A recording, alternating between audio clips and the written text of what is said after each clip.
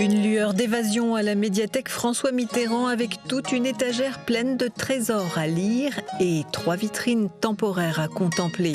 L'exposition que voici invite à découvrir la littérature malgache d'hier et d'aujourd'hui. Vous avez vraiment les premiers écrits. Les premiers écrits de Madagascar, ça s'appelle les Tataranianjin, l'histoire de l'Arioté malgache. Parce qu'il faut savoir donc que le roi Radam Ier a permis l'apparition de ces écrits. C'est l'Aldroit, une association de promotion de la lecture qui a œuvré pour que ce patrimoine soit mis en avant.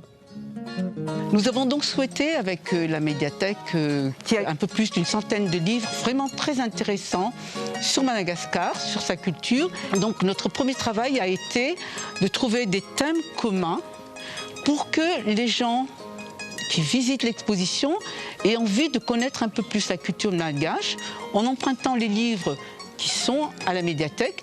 Les nôtres aussi, on va les prêter, mais effectivement sous d'autres conditions que la bibliothèque.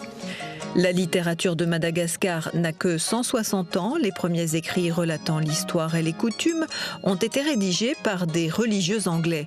Par la suite, les textes ont été traduits en malgache, puis en français. Là, je viens tout juste d'être titulaire d'un master sciences du langage. Et j'ai donc fait l'option malgache à la fac pendant 2 années. On est venu ici de manière totalement hasardeuse et on est tombé sur cette exposition qui complète à peu près ce qu'on a appris à la fac. Pays riche de nature fabuleuse, de patrimoine culturel autant que de savoir-faire artisanal, Madagascar conserve une forte tradition orale. La littérature permet d'en faire connaître les pépites. Et puis, il y a les haïtén. Alors, les haïtén, c'est un genre de joute verbale.